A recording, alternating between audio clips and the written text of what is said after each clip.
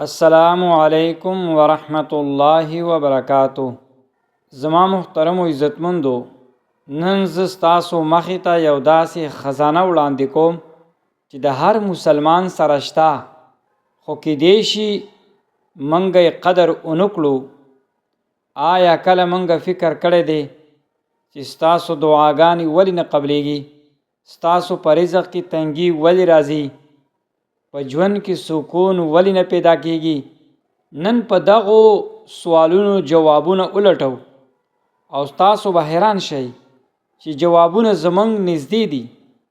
که زه تاسو ته ووایم چې یو داسې عمل شته چې ستاسو په عمر کې برکت راولي، ستاسو رزق زیات کړي، ستاسو دعاګانې قبول کړي او تاسو ته په جنت کې لوړ مقام درکړي، نو آیا تاسو به دا عمل کول غواړئ؟ دا عمل نه روژه ده، نه منځونه دي او نه حج دی.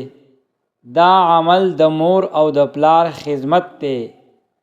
الله تعالی د مور او د پلار خدمت داسې عمل ګرځولی دی چې اجر په دې دنیا کې هم ورکولی کیږي او په آخرت کې هم. حضرت ابو هریره رضی الله تعالی عنہ روایت کوي چې رسول الله صلی الله علیه وسلم فرمایل، څوک چې غواړي رزق فراخ شي او عمر کې برکت راشي نو صله رحمي دی وکړي. او په صله رحمۍ کې د ټولو نه اول حق د چا دی؟ د مور او د پلار. یو بزرګ وایي کله چې ته د خپلې مور او د پلار په مخونو کې مسکا وویني نو داسې سکون به ترلاسه کړي لکه چې د دنیا ټول چیزونه هم تا ته ملاو شوي دي، د هغې نه به دا زیات وي. آیا موږ کله فکر کړی چې هغه خلک چې په دنیا کې کامیاب شوي دي زیات تر د مور او د پلار سره ښه چلند درلودو؟ یو کس د پیغمبر علیه صلات وسلام ته راغی، ویل سوال یې وکړو، یا رسول الله، زما مور او پلار وفات شوي دي، آیا زه کولی شم چې د هغوی دپاره کومه نیکي وکړم؟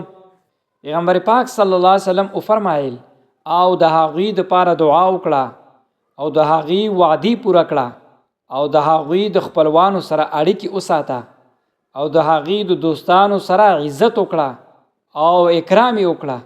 په حدیث قدسی کې الله جل جلاله فرمایي، وایي زه الله یم او رحم مې د خپل نوم نه اغشتی دی.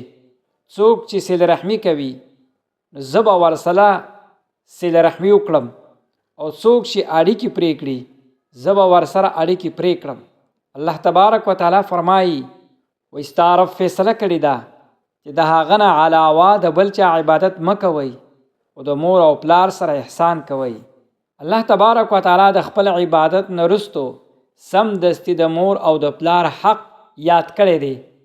یو کس پیغمبر علیه صلات وسلام ته وویل، وایي زما دا ښه چلند تر ټولو نه زیات مستحق څوک دی؟ پیغمبر علیه صلات وسلام فرمایل ستا مور. هغه وویل بیا څوک؟ پیغمبر علیه صلات وسلام فرمایل ستا مور. د هغې نه وروستو بیا یې تپوس وکړو. پیغمبر علیه السلام فرمایل ستا مور. کله چې څلورم ځل یې تپوس وکړو پیغمبر علیه صلات وسلام فرمایل ستا پلار. پلار د جنت منځنۍ دروازه ده، که غواړې دروازې ترلاسه مه ورکوئ او که نه غواړې نو ستا خوښه ده. هغه څوک چې مور او پلار تنګوي او هغه د کور نه برکت پورته کیږي او داسې انسان هیڅکله سکون به ونه موني. لکه څنګه چې عمل کوي هغسې به درته بیا بدله ملاویږي. هغه څوک چې مور او پلار ته تکلیف ورکوي جنت ته به هغه داخل نشي. پیغمبر علیه صلات وسلام صحابه کرامو ته وفرمایل چې د یمن نه یو کس راځي، د هغه نوم به اویس ابن عامر وي. پیغمبر علیه صلات وسلام د هغه خاص نشانی بیان کړي. وی فرمایل د هغه مور لري او د هغې سره ډېر ښه چلند کوي. که هغه په الله قسم وخوري الله به هغه قسم پوره کړي او که څوک ورسره مخ شي او میلو شي ورسره نو هغه نه د مغفرت دعا وغواړئ. پیغمبر پاک صلی الله علیه وسلم د ټول امت نه یو انسان د دعا د غوښتلو ترغیب ورکړی او د دا لوړ مقام سبب د هغه د مور خدمتو. حضرت عمر فاروق رضی الله تعالی عنہ دا خبره هیره نه کړه کله چې به د یمن نه قافله مدینې ته راتله نو هغه به تپوس کولو آیا ستاسو په منځ کې اویس ابن عامر شته؟ کله چې حضرت عمر رضی الله تعالی عنہ اویس قرنی رحمت الله علیه سره ولیدل نو هغه نه د مغفرت دعا وغوښته او د اسلام خلیفہ د یو عام تابعین دعا غوښتل د مور او د پلار خدمت روحانی مقام لوړ ثبوت دی. حضرت اویس قرنی رحمت الله علیه د پیغمبر علیه الصلاۃ والسلام په زمانه کې ژوندی و. پیغمبر علیه الصلاۃ والسلام دیدار ته لا نړ ځکه چې هغه یو بوډه یو نابینا مور وه د هغې په خدمت کې به دی مصروف او پیغمبر علیه الصلاۃ والسلام د لیدلو په ځای د خپلې مور خدمت یې غوره کړو.